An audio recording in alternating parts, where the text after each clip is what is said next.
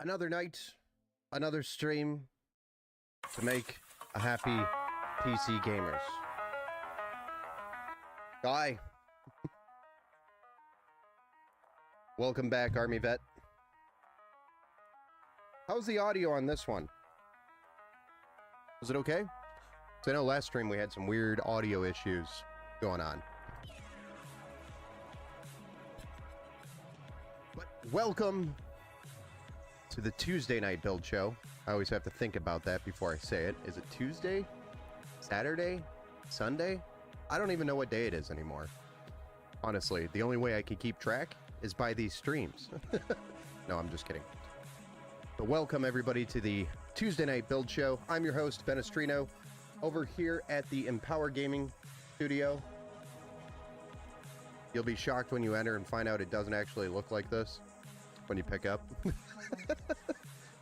But today we're going to be building a PC for somebody pretty cool.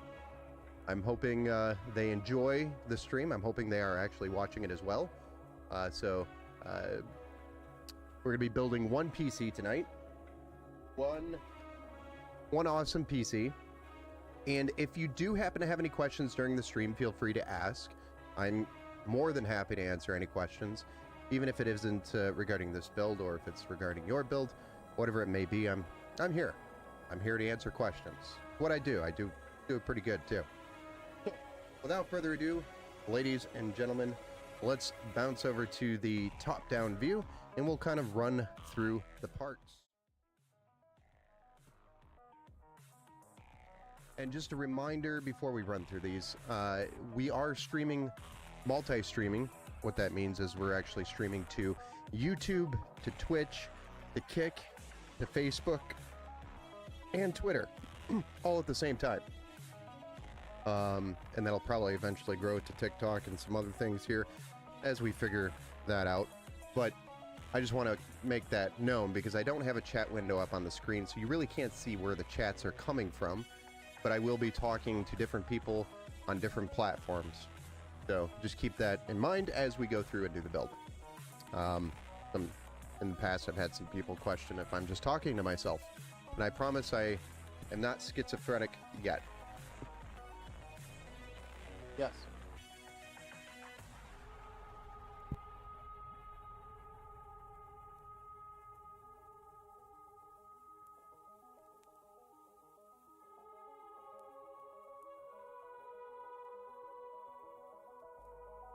All right, so let's go through the parts and see what we're building tonight. Starting off with the CPU, we have an AMD Ryzen 5. This is the AMD Ryzen 5 3600. Not sure if that is too bright or not. But the 3600 features 6 cores, 12 threads, and a maximum boost of, I think it's 4.3 gigahertz. I don't have my data sheet. 4.2 gigahertz. In front of me right now, so I can't really read off of it. Kind of winging it right now. For the RAM, we have two 8GB sticks totaling out to 16 gigabytes. And this is the addressable RGB Silicon Power Zenith series. The Zenith series just features a nice heat spreader across the sides and also the addressable RGB lighting across the top, which will be software controlled once we're done with it using the MSI Mystic Light from the motherboard, which is the B550 M Pro series. I think this was the VDH. Yes, the VDH series from the Pro series. VDH from the Pro series. So it's a B550M VDH Pro series, and it's a Wi-Fi Bluetooth motherboard as well. We're going to be cooling the CPU with the Frozen Note by Thermalbright. This is a 240mm AIO with two 120mm PWM addressable RGB fans, and I believe they average out to about 1500 RPM. So really good speed on those fans, and the pump itself is amazing on these coolers. If you're not familiar with Thermalbright, these are some of the, in my opinion, really good quality coolers for, you know, a fraction of the cost. Not a Corsair brand, but it's going to perform. So that's why we use them, and we trust them as well, because I've been using them for well over a year now, and I've never had one fail. So Good news, right? All right, and then second, we have a 1 terabyte M.2 NVMe drive. Normally, I'm building with Silicon Power or Team Group. We did get this one here, which is the same speed and performance as the original, but we were trying to wiggle in the B550 because this was all originally purchased with a B450, and I made the recommendation, let's go with a B550 over the B450 to get to PCIe 4.0, and to save some of that cost, we went with a different brand, SSD, to kind of fit everything in to the same, or as close as possible to the same cost without adding more. Hey Steve, what's going on? You've been playing old school games lately, like the Dracula trilogy from 1999. That's pretty crazy, man. I actually never played that. Never played it. 1999, I think I was in, let's see here. I was in like third grade? Maybe fourth? Show you my age. Compared. And then the graphics card, we're going to be building with the RX 580, AMD RX 580. This one has 8 gigabytes of GDDR5, and it is a PCI 3.0 card. So even though the motherboard supports PCI 4.0, we are running a PCI 3.0 card, which is 100% backwards compatible. So there's no worries there. But the board and the CPU combination will set them up better for future upgrades later down the road. So, and then we're also going to be running a 650 watt 80 plus gold power supply. I think originally we had the 80 plus bronze, but we're able to get the gold at the same price. So we've stepped it up to the 80 plus gold because we were able to get it for the same price. And all of this is going in the Montech Air 100, which is part of our Gladiator series on our website. So if you're not familiar, you can always go to our website and check out the Gladiator over on our website. And this was all built out in the the configurator, which you can go ahead and configure your own Gladiator if you wanted to, from CPU to the motherboard to the cooler, the graphics card. All of those are customizable. So super cool. But without further ado, what do you guys think? Do we just jump right into it? Let's do it. Get this build done.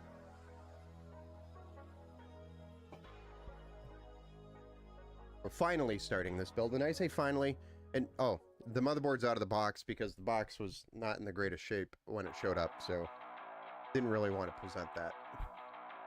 But I'm not going to hide it. It wasn't in the greatest shape. But the board and its packaging was perfectly fine. So I'm not concerned at all about the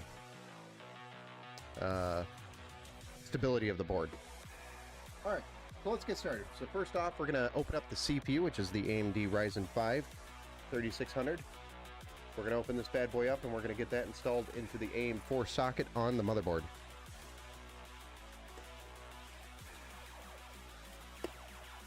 And this is the last of its kind. When I say that, this motherboard socket is the last of its kind from our typical desktop that we use. Everything has now moved on to LGA sockets, and the difference is the pins are on the CPU for this socket versus the pins being on an LGA socket are actually on the motherboard versus the pins on the CPU, which I'll show you here once we get this open.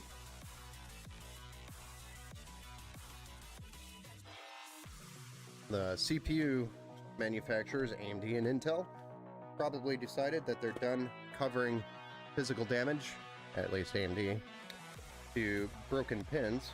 Not that they were covering it in the first place. If it broke, generally they did not cover it because it was physically damaged. But they handed that off to the motherboard manufacturers. Kind of a smart move in my opinion, because it's less support issues you have to deal with as a manufacturer. So opening this up using this little hammer here, this gets lifted. The holes for the pins are opened up and ready to receive the new CPU, which this here is our CPU, the AMD Ryzen 5 3600. And you have to be very careful because the bottom here, Those are all pins. Tons of little teeny tiny pins there, so you have to be careful. So the Ryzen 5 3600 can only go in one way. This CPU socket. You really can't put it in wrong unless you force it in wrong. But it lines up perfectly and drops in, and once it's settled, then you just close the hammer to secure it. Now, if you really wanted to try, you probably could flip this upside down and shake it, which I do not absolutely do not recommend doing. Shake it, and probably get that CPU to drop out. It's not fully secure, is my point. But it's in there, it's secure, it's not going anywhere, unless you do silly things. Alright, I was thinking what I'm doing these, or I was thinking, what am I doing? These old games are so nice, and you don't need 8 gigs of graphics card to play them. No, you probably get away with a couple megs for now. Or my focus is older games. Dracula Trilogy was 99 cents. Nice. Army Vet, back on that streak. The 5 stream streak. Yeah, I don't know what happened, man. I thought I'm pretty sure I've seen you at almost every single one, so I don't know what happened with the Twitch. Maybe you hit the maximum on the streak. So now we're going to install the RAM. So we're installing 16 gigabytes of DDR4 3200, which is 2 8 gigabyte sticks here. And we're going to be installing that into slots A2 and B2, which is this one and this one, the 2 open flips here that I just opened up. So you'll see one here and one there. Those are the 2 slots that we're going to be using.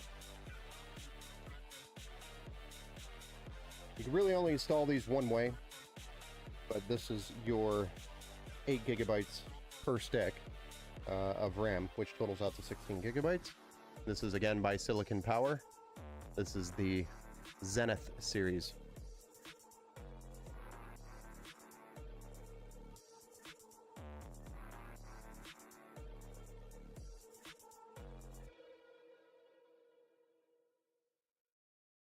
And there we go. We've installed both sticks of RAM. So next up is we're going to install the SSD. I'm actually going to put the SSD into this bottom slot rather than the top slot because I'm going to save this since it's a Gen 4 slot. I want to save that for future installation. For when if he wants to add more storage, he can get a Gen 4 SSD and really see the speeds of that SSD in that slot. So I'm going to put the SSD down here, which I believe on this board is not Gen 4. That'll save that slot, the Gen 4 slot, for a Gen 4 SSD in the future. But typically I would put it in this slot.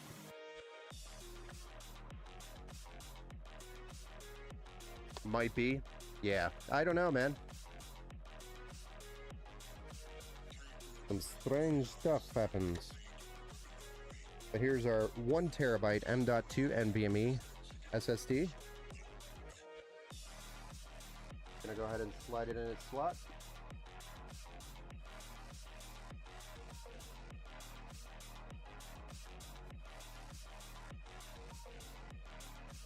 And then we just need an M.2 screw, which I have over here for the board. And that will be the installation of the SSD.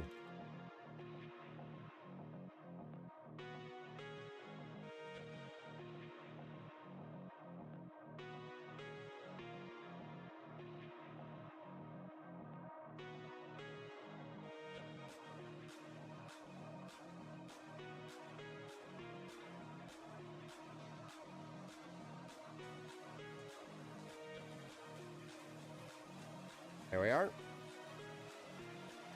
They're installed. One terabyte M.2 NVMe is installed,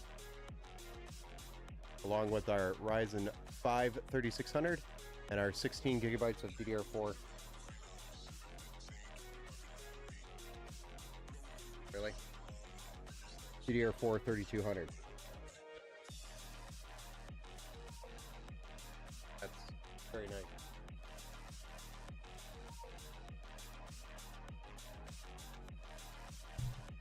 Just a moment. I need to remove this guy from our...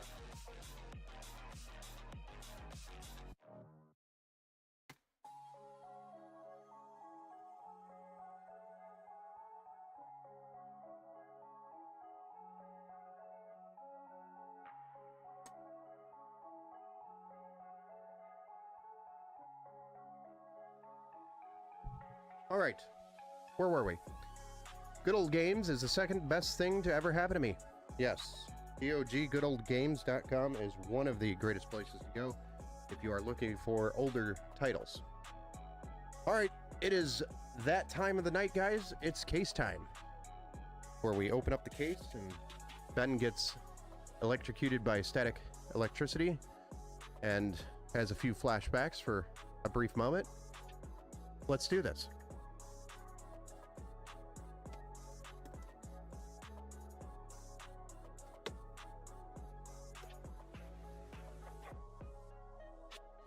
I actually look forward to static electricity shock every time I build. It's the one thing I'm looking forward to.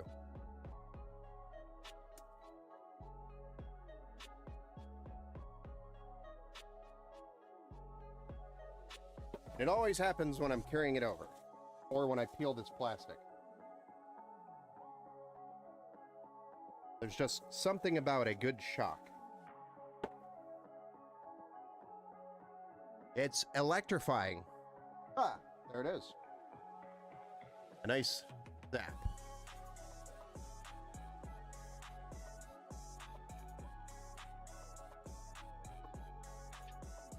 We need to get a slow motion camera and get that shot. Slow those frames down so we can see it actually happening. But I tell you guys, it happens every time.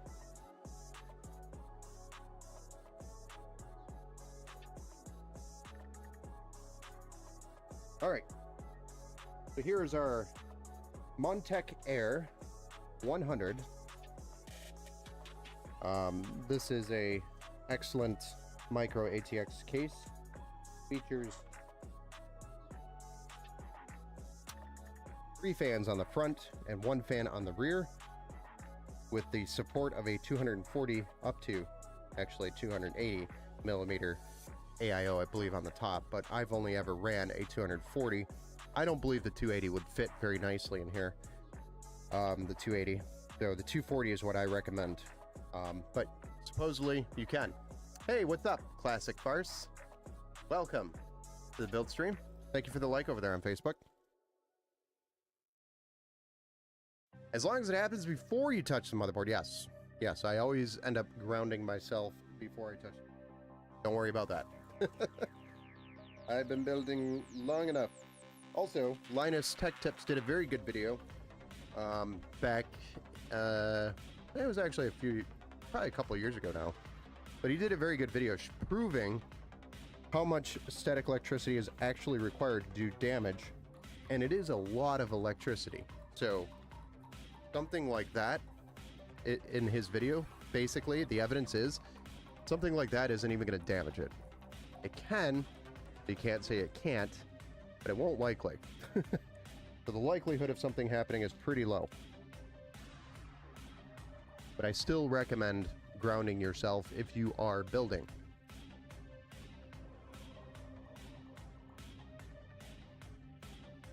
Unless you're an experienced builder and also have the money to replace parts when they don't work.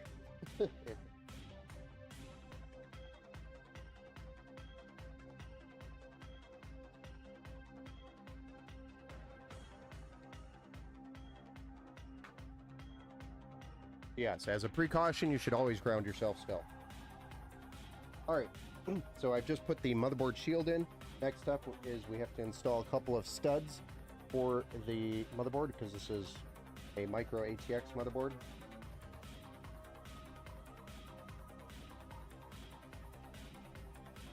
One of those slim micro ATX motherboards. We do need these studs.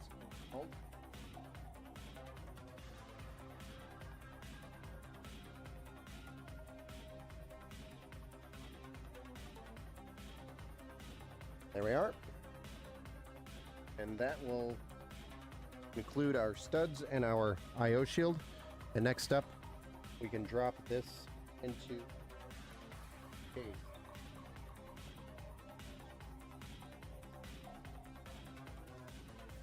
It's a good idea when you install your motherboard that you always check the back IO shield if any of those clips are going into the ports. And why I say that is because sometimes you can get a clip inside a USB port or a little clip inside a Ethernet port, and it will restrict the port so that you can't plug in anything there. Blah, blah, blah, blah, blah. Words are hard. So it's always a good idea to check that as you install before you start putting screws in. Trust me, the last thing you're going to want to do after you finish a build is tear it all apart. Fix it. That would be the proper way to fix it, but Steve Anderson, Jay's 2 cents did a video also that was really good. Yes, some of those guys do around that stuff, and I actually didn't see Jay's video on that. Rodney, hey, what's up, man? How's it going? A master at work? Well, thank you. Welcome back to the stream, sir. Haven't seen you in a while. Although, to be fair, I haven't been streaming as much, but...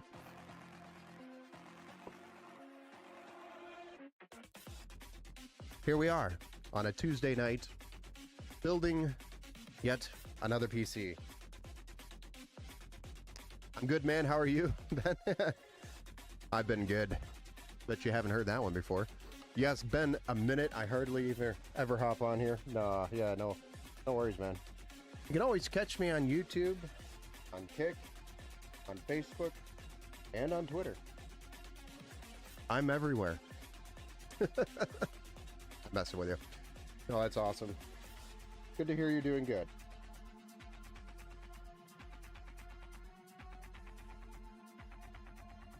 Yeah, generally when you don't hear from anybody, it's a good thing as an IT guy because that means everything's working.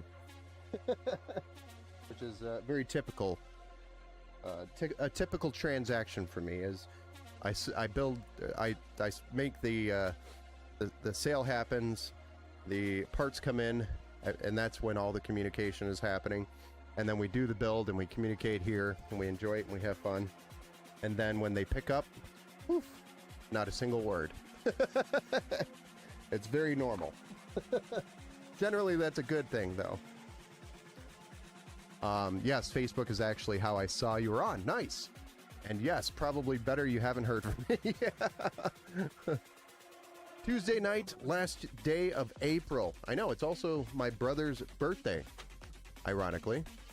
So if anybody wants to wish brother Ben's brother a happy birthday, feel free to do so.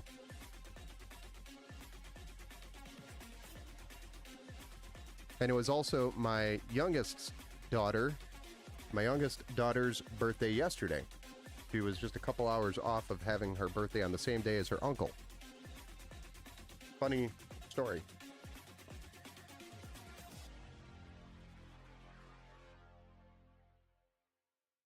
All right. Happy birthday, Ben's brother. Thank you. I will make sure that relays over to him unless he's actually here watching, which I doubt it, because who in their right mind would watch? Never mind. Army vet does.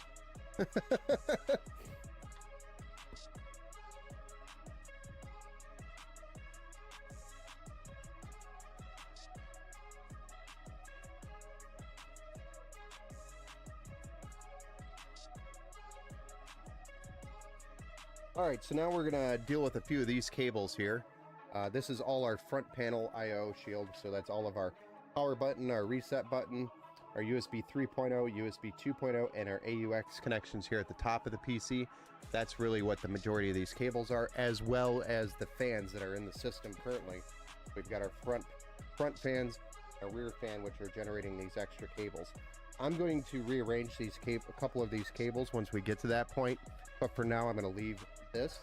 But what we do need to deal with is all of these other connections down here, because we want to get those plugged into the motherboard before really before we start proceeding with the AIO cooler, which is this guy right here, liquid cooler. So I'm going to get this started, or these connections, by sending them the other side of the case.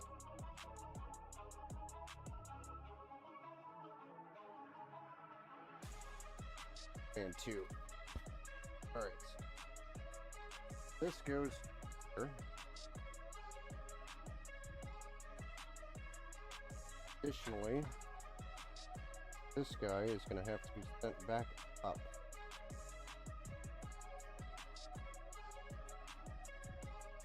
Awesome stream, dude. Thank you, Gregory Smith. Thank you. What's up, Greg? How's it going, man? And thank you for stopping by. I appreciate you, sir. And thank you for the like over there on Facebook. Oh, you would you? 1 second, guys. I have to say goodnight.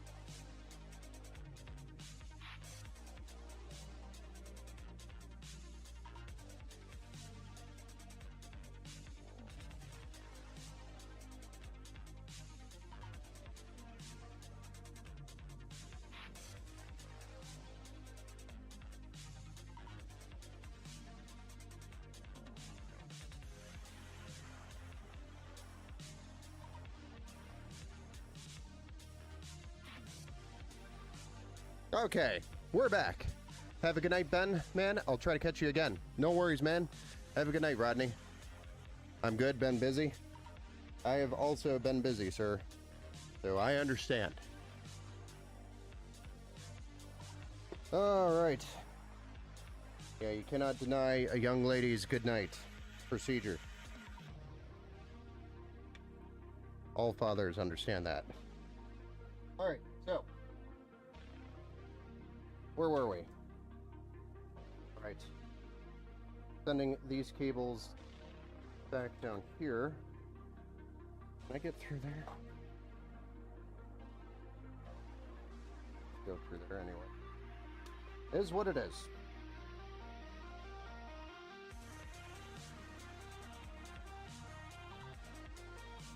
All right, next up, we've got our USB 3.0, our USB 2.0, and our HD audio. HD audio, we know we have to go through this hole here. And our USB 2.0, we already know we have to go here. USB 3.0 is, however, going to go here. There we are. Flip it back over and plug everything in.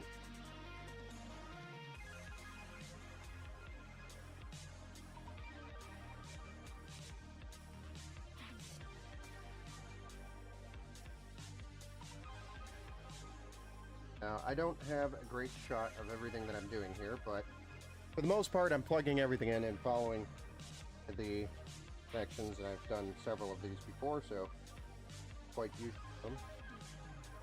If you ever are curious, you can always look this up.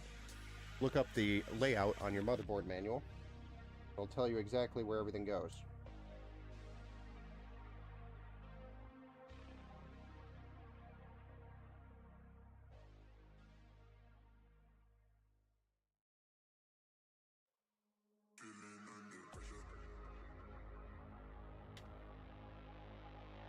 One moment.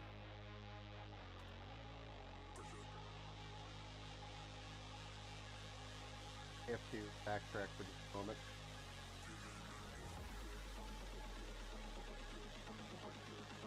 Okay. I mentioned the box was damaged in the beginning of the stream. Found out where the damage is. A couple of pins are bent, which I can bend back. But I gotta take the board out to do that. They're not very small pins, so it's definitely something manageable. Do I want to be doing this? Nope, don't want to be doing this. But we'll get it done. Do have another, right?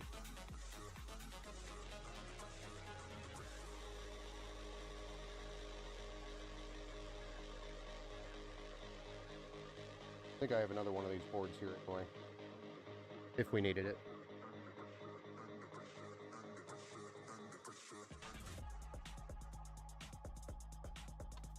Alright, so that's how you pull a board back out that you just installed.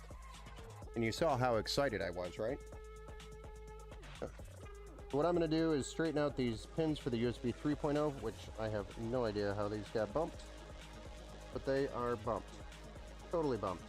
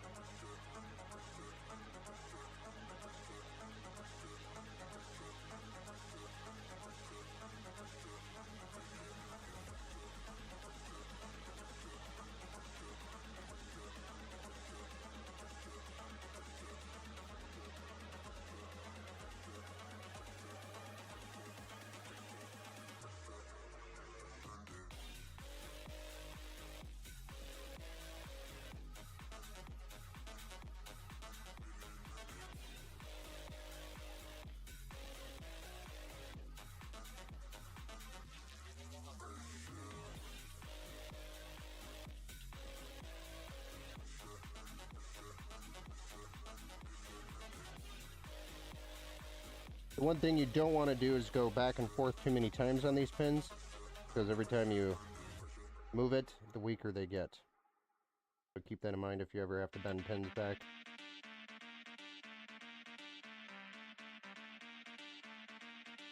Now what I'm going to do is, once I've gotten them in a satisfying position, I'm going to wiggle this controller or the connection on it, try to line them up the rest of the way.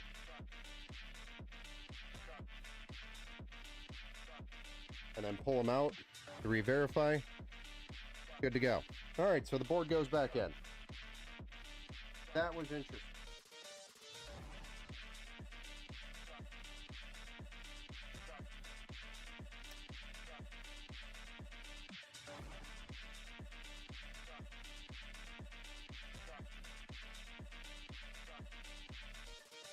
We'll put that on the list of one of the things that happened to me, or rare things that happened to me. That's a first. Bent USB 3.0 pins.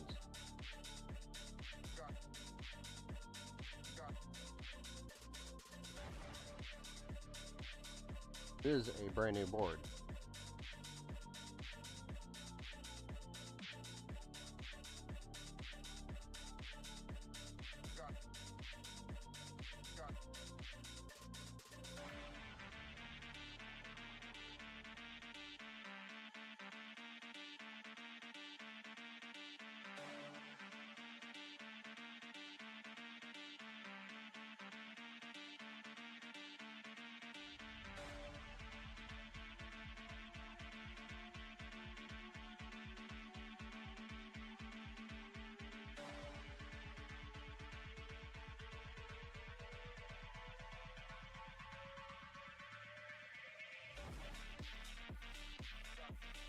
There would be no excitement in the build if there was no excitement.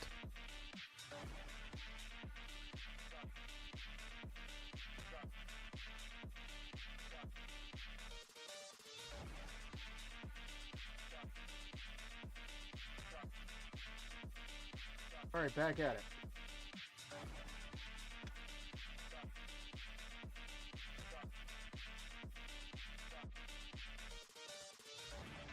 Round 2. USB 3.0, here we go. Look at how that plugs in so smoothly now.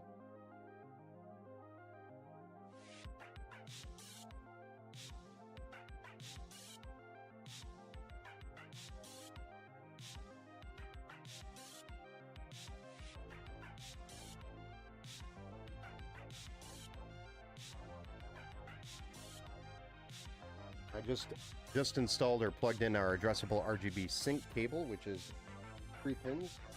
Provides 5 volts to the controller.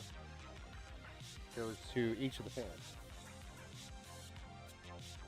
Really telling us fans what color to run. Lights. Synchronizes it software.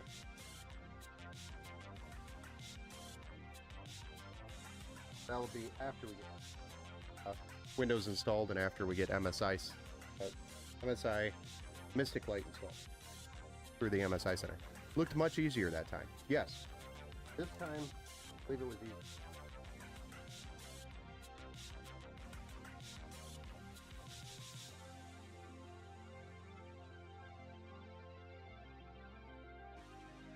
Alright, so if you look down here at the bottom, you'll see I have all these connections plugged in. We have our HD audio over here in the bottom left corner, our USB 2.0 here in the middle, as well as our power, our reset, and our LED indicating lights, and then our 5-volt, 3-pin 5-volt addressable RGB sync cable, and then our USB 3.0 cable, which was the disorientated connection. And then this is our fan connection back to the hub on the back of the case, which is going to control the speeds of all these fans. So next up, we'll start actually installing the AIO. We're going to set that aside and pull this over here. Get started with this. This AIO is by Thermalright. It is a, it's the Frozen Note series.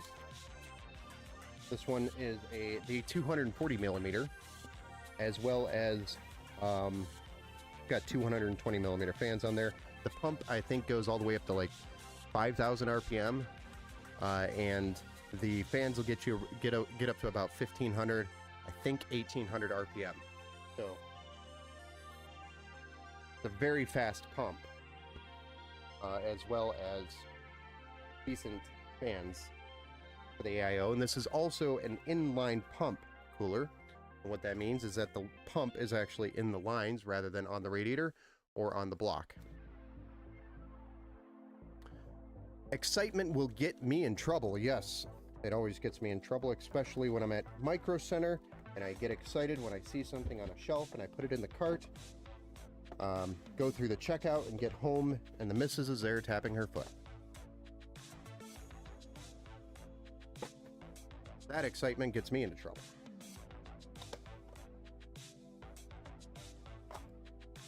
Wonder how many marriages Micro Center has ruined.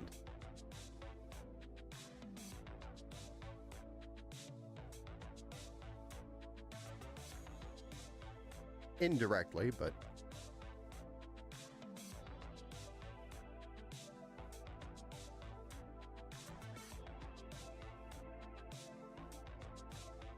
if anybody's bored and wants to start a poll, that would be a good one.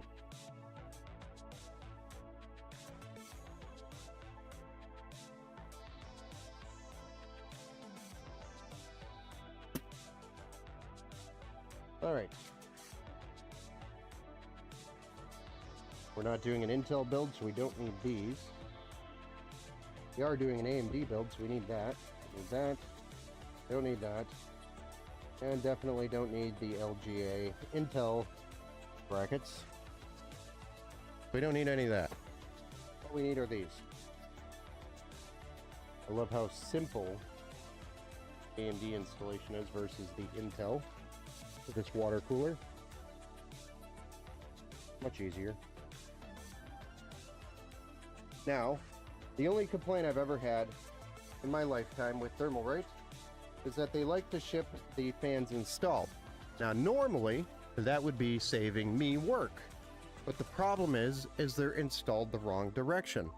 The fans, when I go to install it upright like this with the cables in the front, now our cables on the fans are facing the front of the build, and then we don't want that. We want the cables on this side so they face the back of the build. Why they do this, I do not know. It is literally typical for any other build, unless you're doing a reverse build, which is super rare.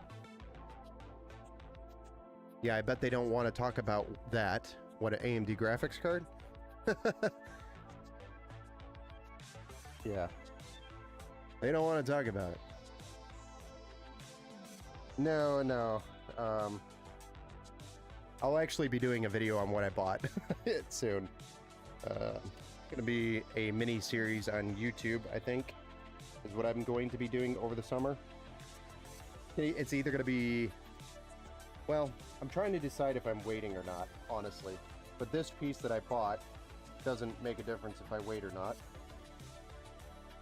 because it'll still be compatible, because it's a case and other cooling items. But I haven't done my self-build in a long time. I'm going to be doing my self-build. An upgrade, so to speak. And I might be using some of the components in my build currently, like the storage and the graphics card. But that's about it.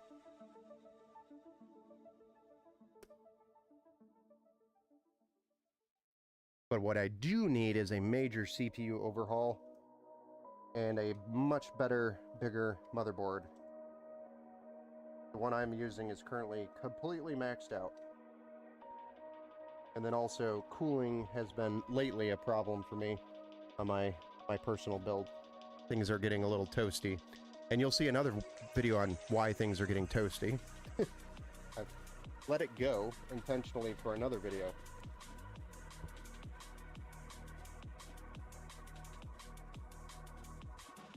So the other video I'm going to be working on with my PC after I've let it go, and not the Frozen let it go. I better not keep singing that, but you get the idea. But I let it go because I am planning to do a video on how to clean your PC, and then also how to replace the thermal paste on your CPU, and then also how to replace the thermal paste and the thermal pads on your graphics card, as if it was your PC on your desk and you pull it out, dusty and all. So really, hey, let's go through and do some maintenance. It's time.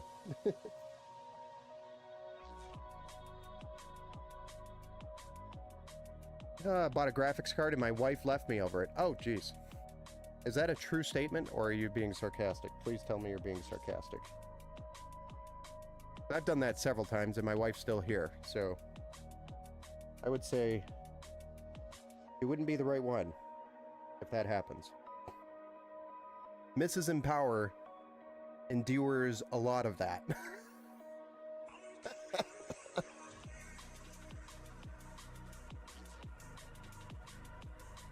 Every time I tell her I'm going, and I tell her the truth, I'm going to Micro Center. I will likely buy something. I don't lie. She just sighs and rolls her eyes.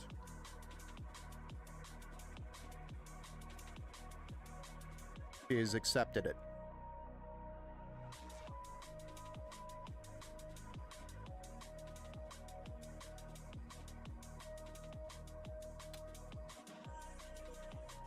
I always try to tell her it's for humanity.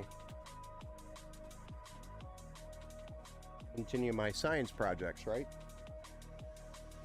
For science.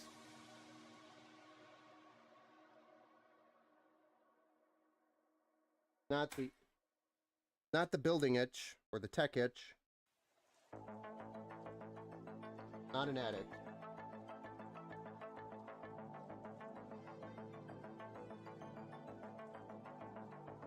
I might be addicted to tech, but not a problem until you confirm it is.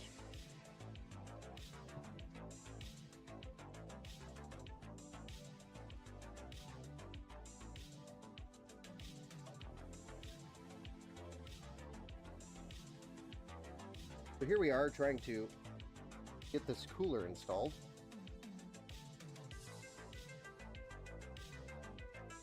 I'm just fighting with these cables here. Here we are. Now, gotta mount this with a bunch of screws. We'll be good to go.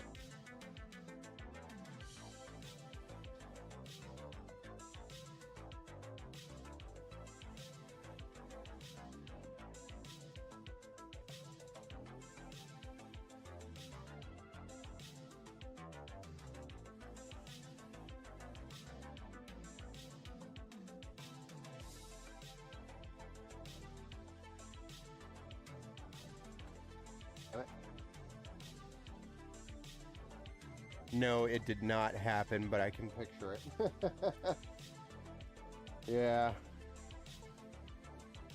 I mean, I'm always open and honest about it, so I always try to set the right expectation. Honey, I'm going to Micro Center. No, I will not be able to resist myself. Resist the temptation of grabbing something off a shelf, putting it in the cart, and driving home with it. Yes, I do pay for it.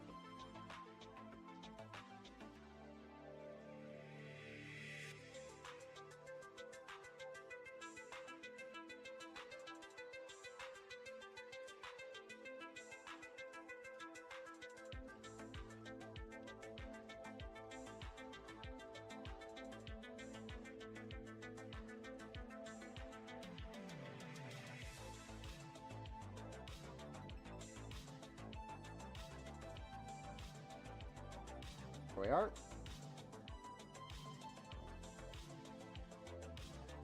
Good.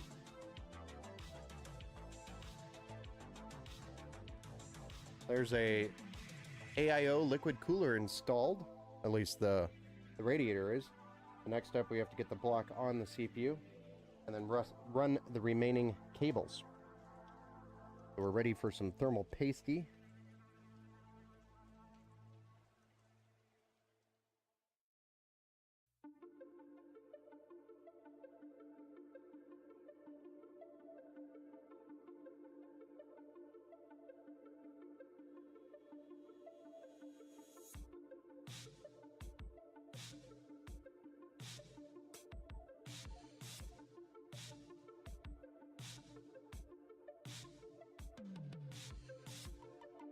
Then we have to add the brackets to this block.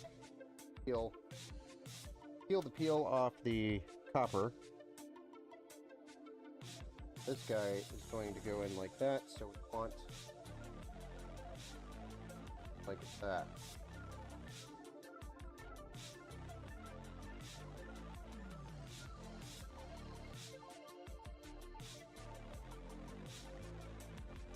I'll loosen these up a little bit.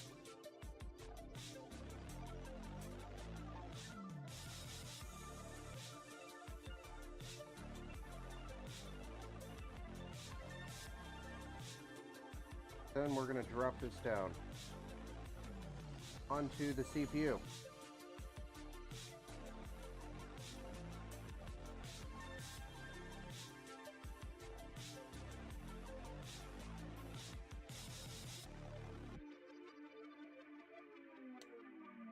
we go. So it's just two latches onto the plastic brackets that come with the motherboard. I'm just going to... These are tightened down evenly, best I can. It will help with mounting pressure. We need it. And then we'll just start tightening these down. And then this will apply the right pressure to the CPU and spread that thermal paste around nicely. That's what really helps conduct the heat off of the CPU and transfer it to the copper block. There we are. So this here, this cable, this is what controls our pump. And our pump, again, is an inline pump right here on the lines of the AIO. Honey, I bought an RTX 4090. Oh, it's $1,800. I can hear her say that. When she asks, so, all right, just tell her, hey, I bought an RTX 4090. She doesn't know what that is. She doesn't know what it costs. So if she doesn't ask, it's not your fault. Just only give her the information she asks for. That's the secret.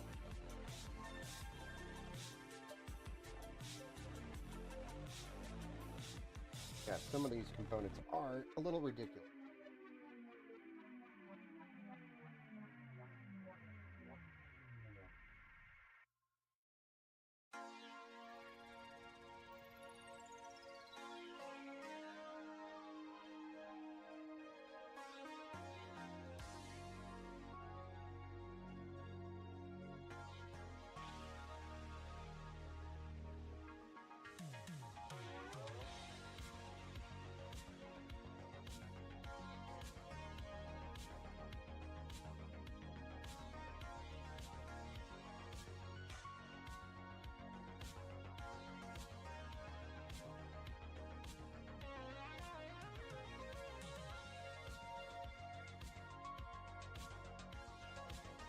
Okay.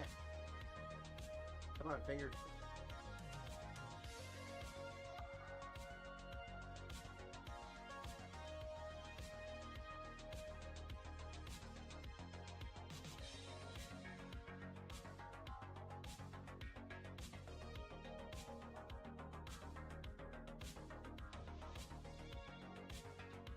There we are. Good as new. I mean, it is new. So, we've got our block installed with our AIO. Now let's, we could probably drop the graphics card in here, I'd say. I think we're ready.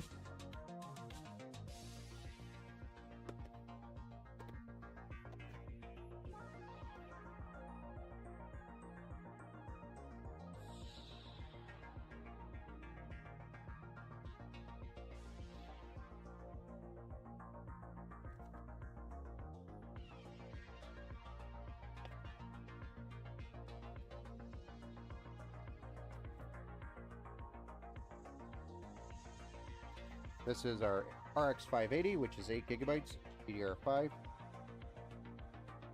And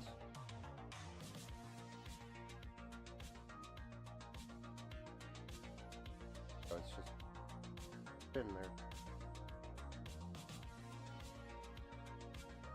Pop these guys out, which you should probably be doing before you put the motherboard in.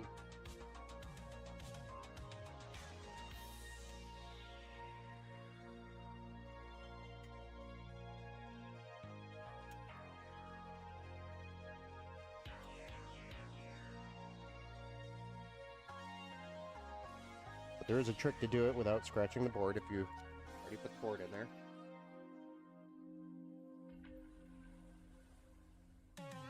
Not all cases have those. But alright. Nice.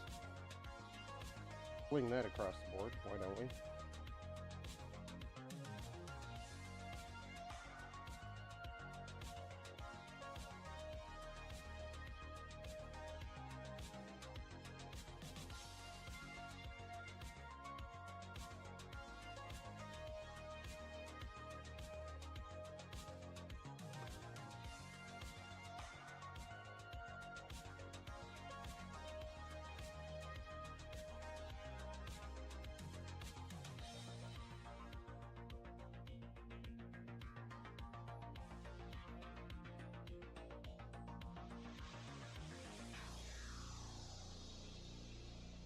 We are. Graphics card in.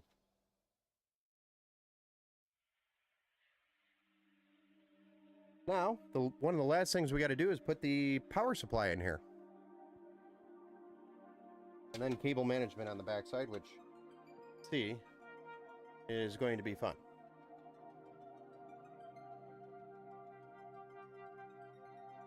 There it is. Thought it tried to run away from me. We have a 650 watt 80 plus gold power supply, which is a nice amount of power because more than what we need here for this build, but also sets Mason up for future upgrades, so he doesn't have to replace his power supply later. A moment in history. Ben is installing an AMD graphics card on YouTube. Wow, I don't remember the last time I saw you install an AMD graphics card on YouTube. You don't? I actually do a lot of them. I feel like I've done a lot of AMD cards, especially around that Christmas time. I think my #1 sold graphics card in the history of Empower gaming computers is the RX 6600 and the AMD RX 580. Those are the two most sold cards. If I went through my books over the last 4 to 5 years, those were probably the most sold cards. So for anybody that says that I don't give AMD love, they are wrong, sir.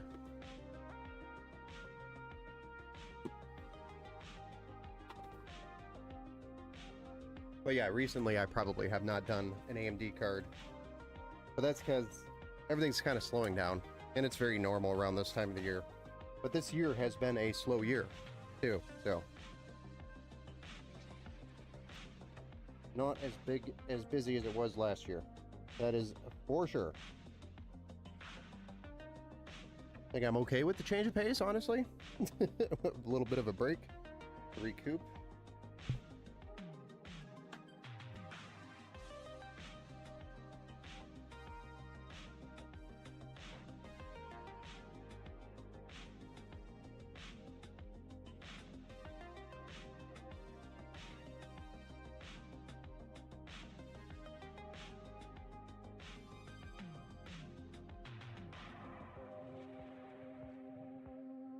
Yeah, it probably was Christmas time. You made me remember. Yeah, Christmas time we did a lot of 6600s and a lot of RX 580s because we had that, and then also around Black Friday because we had the Prodigy X for Black Friday, and the Prodigy X gaming PC was a unique Black Friday deal that had a Ryzen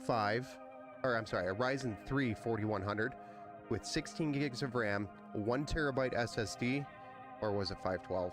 It was either 112 or 512 or 1 terabyte, and a 500 watt power supply in a Cooler Master master case, master box, one of the Q series. Can't remember the exact one. It was the newer one with the glass tempered panel, not the acrylic. And we also had a Thermalright, or no, that was a stock air cooler, or was it a Thermalright cooler? Thermalright Assassin X120. But anyway, for like, I think we had it at $450 with an RX 580 in there. And those, we sold quite a few of those. And then we also did the, a lot of the X1 gamers, which is again, the Ryzen 5 4500 and the RX 580 pair combination in a Montech case. And then we also sold a ton of the Gladiators, tier 1s and tier 2s.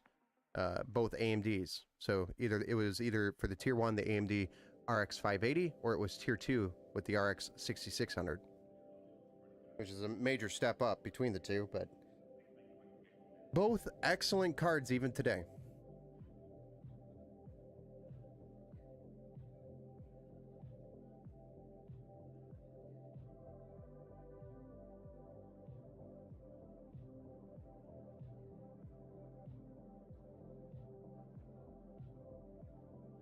And the other big seller, which was actually an RTX card, RTX build, NVIDIA build, that was the Quantum Prime. We did a ton of those. And that was the micro ATX fish tank dual chamber case that we did. We did a lot of those during Christmas too, and that was an NVIDIA build. But I also did a few of those with AMD cards.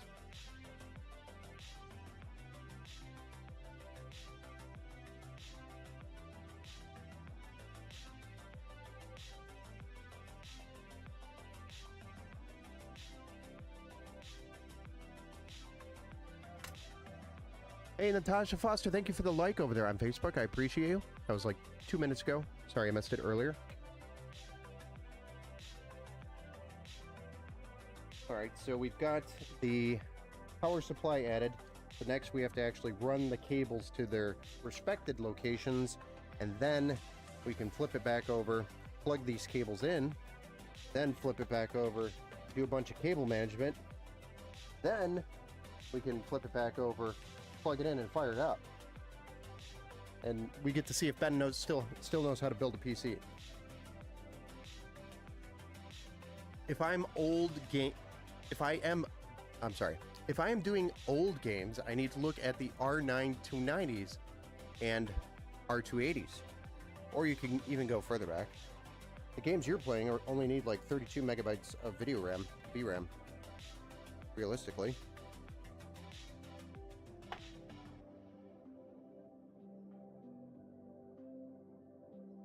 Just saying.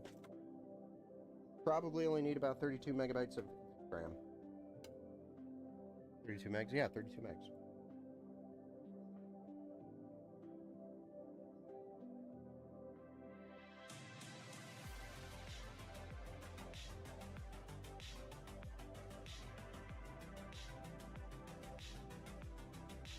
All right, last cable we have to route is the graphics card. So this cable that I just routed here, that's what we call an EPS cable, which is 8 pins, and it powers the CPU. Then the big fat one that I just ran over here first was the 24 pin, and that's what powers the entire motherboard and everything plugged into the motherboard outside of the CPU, which has its own dedicated power cord.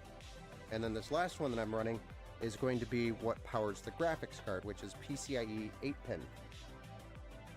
This one, we want to make sure we run through the proper channel. So it's... I hate how this sometimes comes tangled like. Drives me nuts. Alright. There's proper PCIe port here, which you have to feed the cable through. And sometimes it can be a little pain in the butt to get to. But once you get it there, move like butter. There we go. Got it. We're gonna flip it over, plug these connections in. So this is our PCIe connection, which powers the graphics card. Plug that bad boy in. Like that. It has a little clip, so you can hear it click in. Once it's clicked, then I'm going to grab the what we call the daisy chain connection, or the...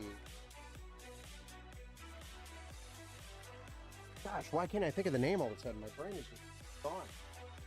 Come back, brain. You're not done for the day.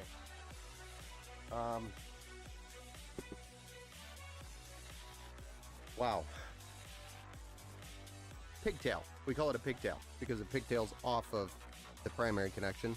We don't use those, so I'll zip tie it down here and kind of just move out of the way. I don't know why power supply companies still ship them. I hate them. I hate the fact that they still ship with them.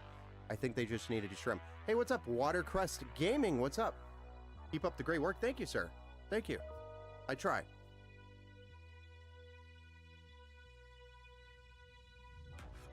Signs Ben is getting old. Can't remember simple terms. Okay. And this is our 24-pin connection that we're going to drop into our big fat connection here. This is what powers the entire motherboard. Everything plugged into it except for the CPU, which is special and has its own CPU connection, which is what we call the EPS or CPU 8-pin connector. There's some older boards, and actually some modern boards, that still use 4 pins, but that's not going to be a performance gaming motherboard. And then some bigger boards will even have a secondary 8-pin EPS cable for additional CPU power. That is for overclocking, generally. Really, it's not required that you have to plug that in, but it is optional for overclocking. You want to make sure that's plugged in all the way. Don't, and it gets bumped, it can actually cause weird things to happen on the PC, like randomly shut off or blue screen. Alright, so now that that's done, we're going to pull these cables a little taut, and then flip this back over and do some cable management.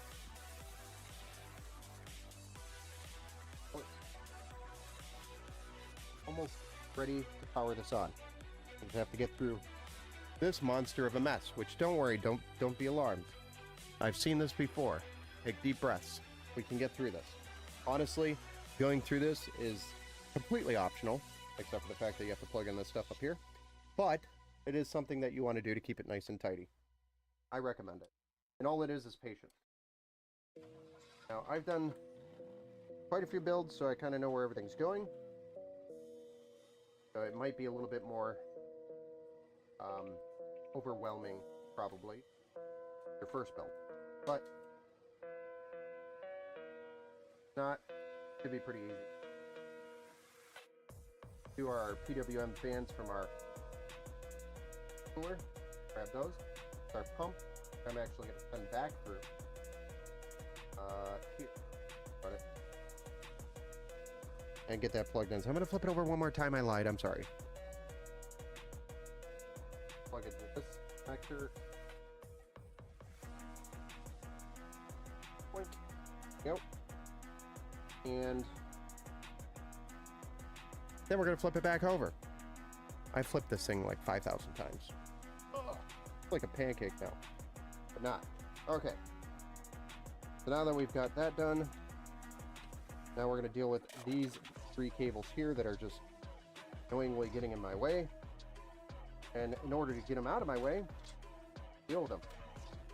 So, Montech, I wish this is one thing that you would fix.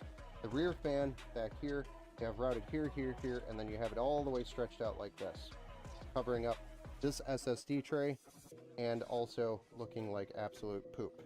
So if you could take this one and run it this way to over here and replace its position, that would be nice. I don't care if the front 3 are here and you want the front 3 there. Just makes way more sense with a cable management perspective. Run it like this. But I'm also going to additionally move this one. We have 3 connections coming in from up here. And this one. All to the other side. We're going to fill this bad boy out. This is a addressable RGB hub. But that was a note to Montech. They want to do one thing better on this case is move this connection. Or make this cable longer. I don't know. One of the two. Like an inch. Literally all it needs. Plus. Yeah.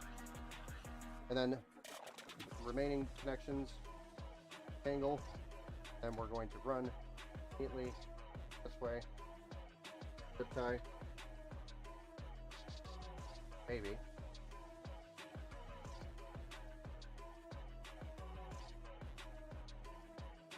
Maybe get a zip tie in here.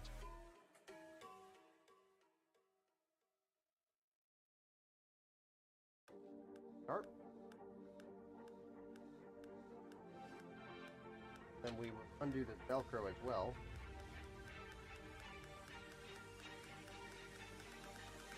And bring all these cables that belong going. And then there's our 3 cables that we need to run down this way. First one is going to be the shortest one. That's this guy. This guy is short. We're going to plug him in first. And then number 2 is going to be our next shortest. Now you don't have to get as detailed as I am, but I like to do it this way. It makes sense. Somebody's paying me to do it. Only going to build quality. Alright. Unplug this thing, and we're just going to daisy chain off of that connection. We're out of connections on the hub. There we are. So next, we want to get this all cleaned up.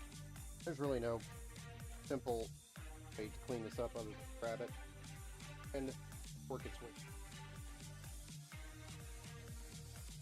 Good.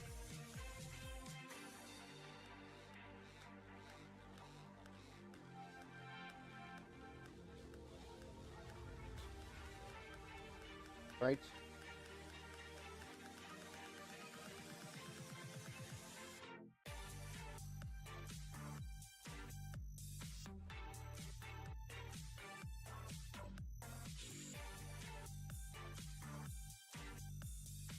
Also want to make all of our cables in this bundle that we need. Bundle.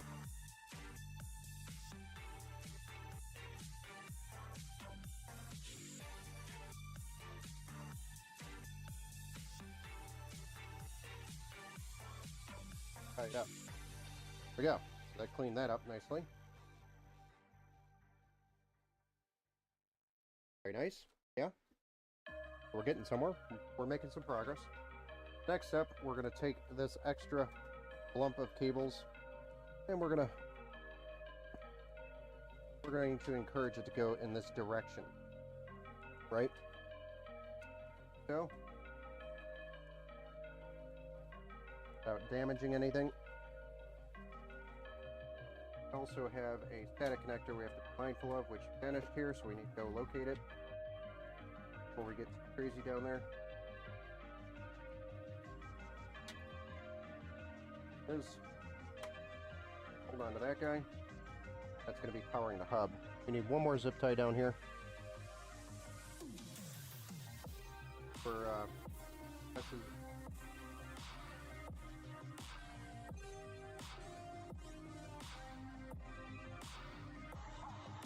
keep everything kind of from running away. Alright, next, before we finish this bottom piece, we need to sort out the routing of this guy. And this is going to take some zip ties to secure. Steve, I have a 2006 Dell monitor, 720p at 75 hertz. So a graphics card with a VGA output would be fantastic. Put Linux on it and play some GOG titles. Oh, till the cow come home. Yeah, I mean, that old Alienware that I've got sitting over here, that would be like a ideal candidate. But it requires an AGP graphics card, and I don't have those anymore. I got rid of them. Finally. Like, I was holding on to some of my really old cards, and I wish I held on to them. I surely do. But you know who got to me? You know who got to me and convinced me I would not need my AGP graphics cards ever again. The wife. The wife convinced me that we do not. Mrs. Empower convinced me that I do not need my AGP graphics cards anymore. So I got rid of an entire boxes, multiple boxes of AGP graphics cards that I've collected over the years.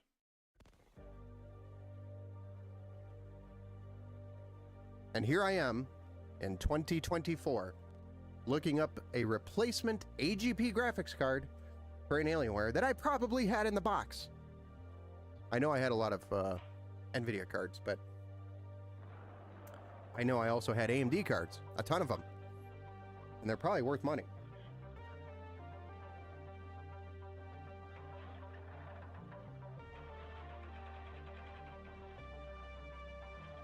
Yeah.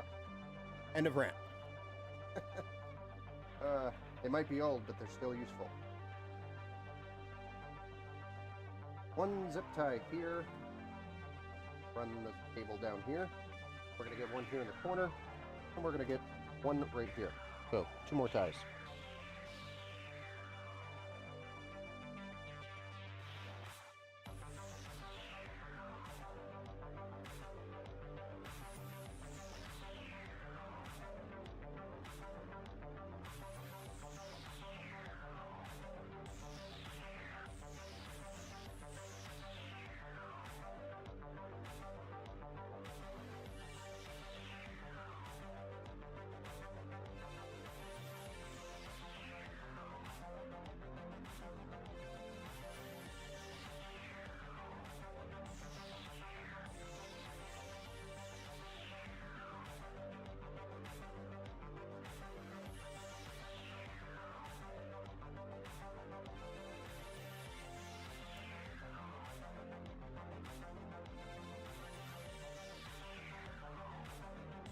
I keep my old graphics cards too, but the oldest I have is an RX 5700 XT.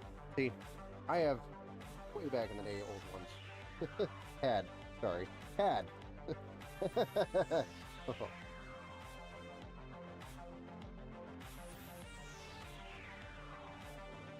Okay. Now that that's all done and cleaned up, don't worry, this is going to be down here. Looks pretty good, right? The only thing we got to do is this small bulge of cables here, and we're off to the races.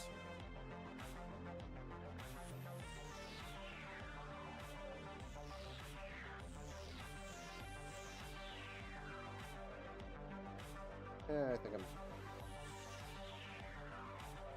with the longer zip ties incoming.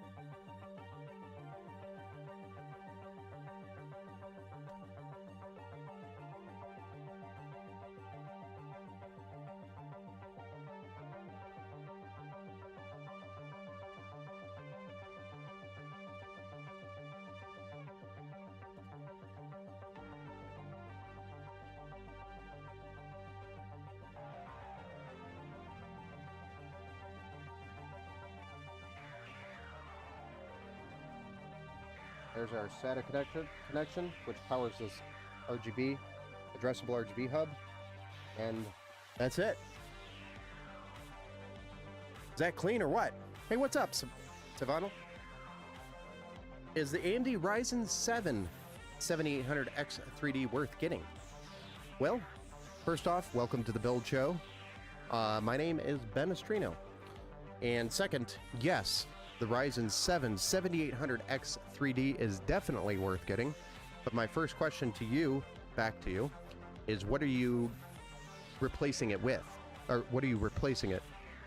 What is it going to replace? That is the right question, or the right way to phrase that question. What is it replacing?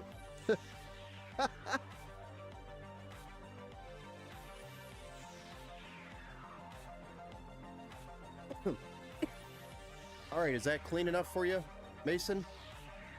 If you're watching, give us a thumbs up.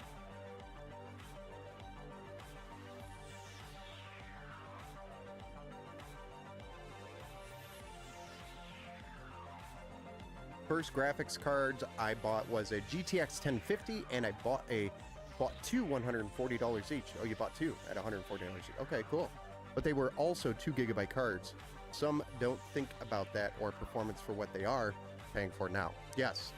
Yeah, the 2 GB cards struggle to keep up now.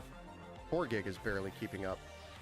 My old computer that is 7 years old, an i7 7700.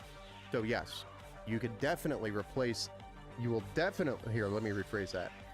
You will most definitely see a major performance increase between the Ryzen 7 7800X 3D and the i7 7700, as well as a lot of additional newer technologies that are going to be available from the Ryzen 7 7800X 3D, as well as the motherboard. But keep in mind, number one, you're going to need a new motherboard. That Ryzen 7 7800X 3D is not going to work on the board that you currently have, so you'll have to replace the motherboard, which you'll also have to replace is the RAM, because it's DDR5 on that AMD platform. AM5 platform only supports DDR5. You're going to be running DDR5, so make sure you are getting an AMD Expo certified kit for that motherboard, and also check that motherboard manufacturer's website to ensure that it does support that kit that you're buying. That's a little tip with DDR5. Also, with DDR5, only stick with two sticks. It's very stable now with the 2 sticks, but only run 2 sticks. Do not try to run 4. You'll run into lots of stability issues if you try to run 4 sticks in DDR5. Currently, it's maturing. It's going to take time. It'll get there. And then also, last but not least, is your AIO, or your cooler that is cooling your current CPU, is most likely not going to be up to par for cooling the 7800X 3D. You're going to probably want to look at a different cooler. My recommendation would be the Thermalright Peerless Assassin, or the next one up, which I'm drawing a blank on the name of it, but it's got 7 heat pipes over the 6. Or does it have 8? I don't remember. It's got a bunch of heat pipes. Anyway, I heard there are issues with the CPU melting motherboards. No, that is old news. So, old news. Moving on. Intel also has melting CPUs if you want to add that on. Both of them have melting CPUs. Oh my goodness. So, I mean, pick your poison. Intel, melting CPU. AMD, melting CPU. Both problems have been solved, by the way. So, and those are all solved with BIOS updates. So we're putting the back panel back on. We didn't hear from Mason. Assume he's satisfied with this. And we're going to get this thing fired up for the very first time. Processor is AMD Ryzen 7 5800X 3D. 8 cores, 8 cores, got 5 gigahertz, 3D V-cache. Motherboard is a MSI Pro X670 and 32 gigabytes of DDR5 6000 furry beast. Yes, that RAM's pretty good. Just make sure that that RAM by Kingston is AMD Expo certified. That is the number one thing you want to look at when you are looking at RAM. But the 6000 megahertz is good. The next thing you want to look at for metrics around the RAM is the CL, the CAS latency. you want CL30. CL30 at 6,000 megahertz is very good. That'll run very nicely with the AMD Ryzen 7 7800X 3D. And if you really want to make sure that you're getting the right RAM, buy the G-Skill Flare X series. And that is AMD Expo certified RAM.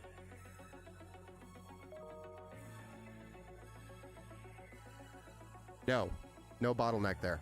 I mean, there's going to be a slight bottleneck, but that's if you're running like a benchmark. But in gaming, you should see pretty much no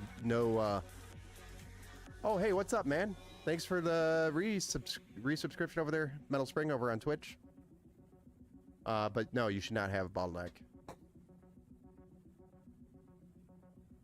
8 months, Metal Spring. 8 months. Crazy. You're welcome, dude. So how have things been going over there, Metal?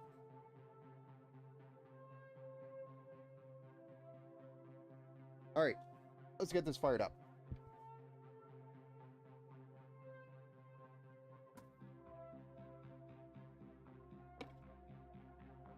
I'm gonna clean up some of this hardware here real quick, and then we'll get it plugged in and fired up. Don't worry, I'll switch you over to a top-down, a side view. Jim Keller was on the WAN show, and Linus talked to him for an hour. It was a big honor to watch and listen to what this guy has to say. He was, yeah, I know, he invented Ryzen. Yeah. I'll actually have to go look that one up. I'd be interested to see what Linus actually asked him. I customed it on Digital Storm, and they are building it. Oh, nice. You didn't want to watch it live on stream? You didn't want to watch? I'm just messing with it. It's all right. You'll have to post a picture of your PC when you're done on our page, on Twitter or Facebook.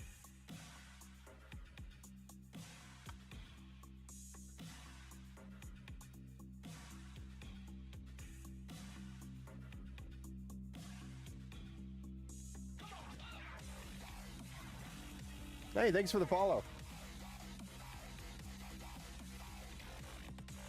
Pretty good. Just got another promotion at work. Nice, man. Now you're learning the closing process for mortgage loans. Nice. Pretty soon you're going to be able to run the whole show.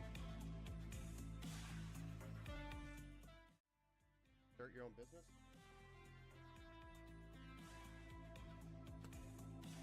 All right. Let's go, guys. Mason, are you ready to push the power button? For the very first time. This is the first time this PC has ever started. We can take a moment for that. Here we go. 1. Or no, 3, 2, 1? Or 1, 2, 3? Which way do we count for this? Forget it. Let's go.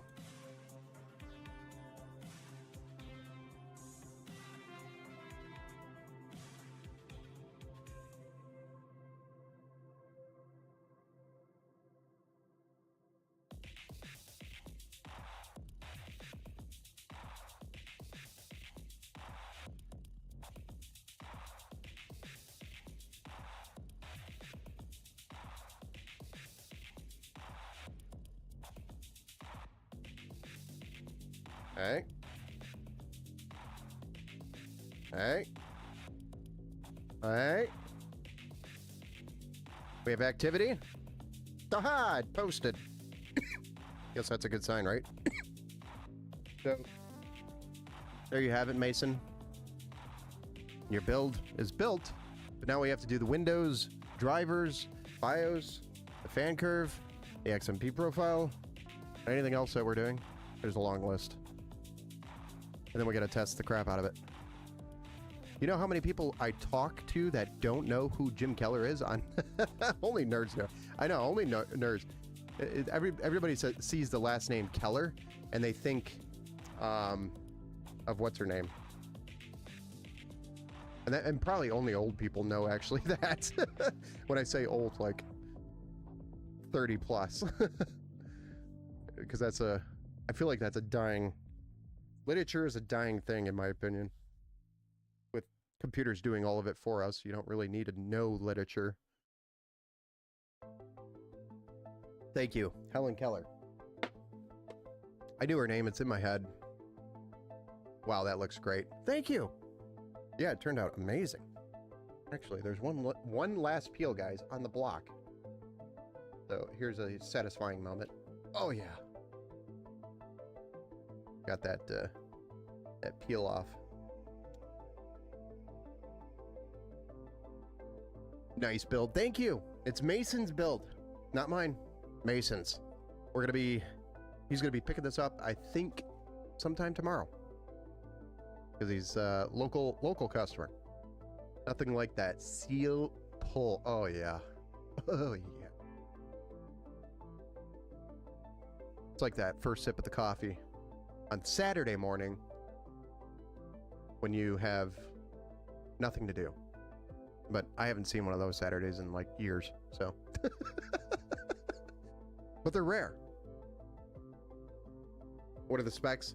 So this is a AMD Ryzen 5 3600, 16 gigs of DDR4 3200, 1 terabyte M.2, and the B550 motherboard from MSI, the VDH Pro, 240 millimeter AIO by Thermalright, which is the Frozen Note, and it's in obviously white, and the RX 580 with a 650 watt power supply powering everything here, all slapped into a Montech Air 100 micro ATX tower.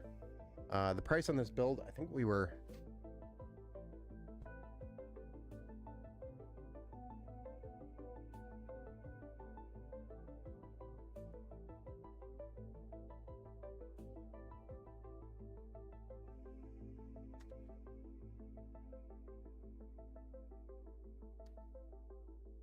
at 700 after it's all said and done.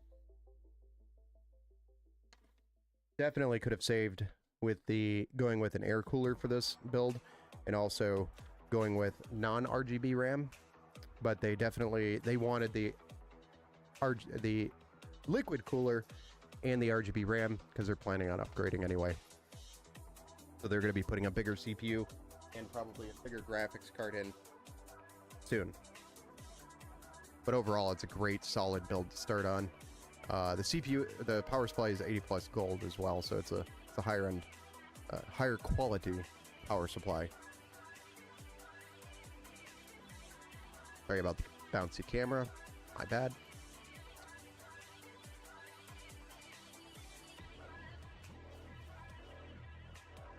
Excellent build, super clean, just like always. You paid $3 grand. Yeah. Well, your build's definitely a bigger build. We do those builds too. It's just a lot of budget builds lately that we've been focused on. But we've got a couple of projects coming up as well. But definitely follow our Facebook or Twitter page and take a look at some of the photos of the builds that we've done in the past. They're pretty cool. And you could just follow the YouTube channel and kind of skim through there. You'll find all sorts of cool builds in our past streams.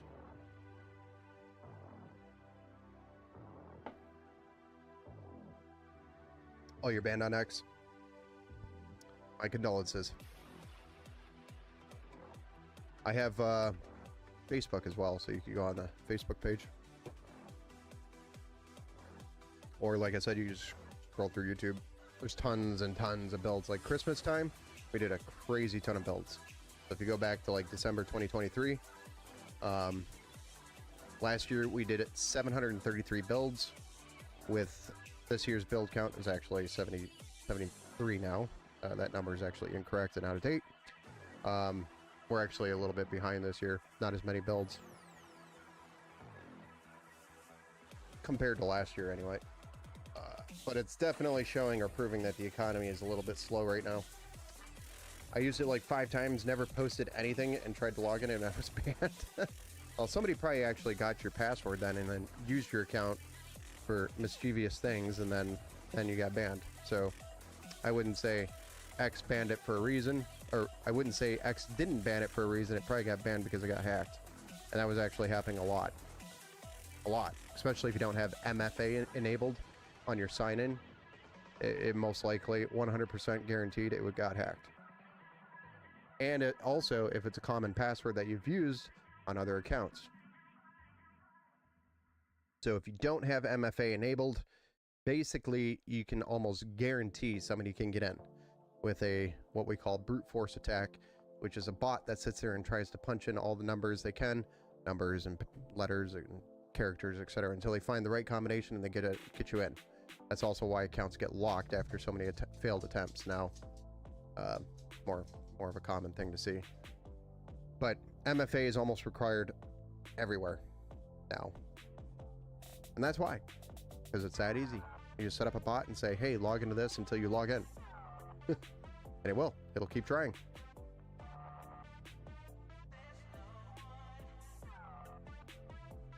So that it's even easier when there's a data breach somewhere. And if your username and password gets recovered in a data breach to the black market, we'll call it, your information can be sold to the black market, and the black market can pick up somebody could go out there, buy your password or your information, and then just look up accounts that you're associated with, and then just start trying to sign in with that password, because it might be a common password that somebody uses. Most likely it is. A lot of people do that. Steve Anderson, thank you for the stream. No problem, sir. No problem. Thanks for joining us and hanging out, sir. It was good chatting with you. But I am going to probably call the stream here. We have Mason's build, 1 of 1. We're only building 1 tonight. Completed, so we can move on to the next build. Actually, our next stream is going to be Thursday night. So we'll be back at it again Thursday night. So if you want to join us again, feel free to look forward to Thursday night. We'll be streaming again. We'll be doing a pink build on Thursday night, FYI. Another cool one. Yeah? All right, guys. Have a good night. We'll see you on Thursday. And happy Tuesday. And have a good hump day tomorrow. Bye, guys.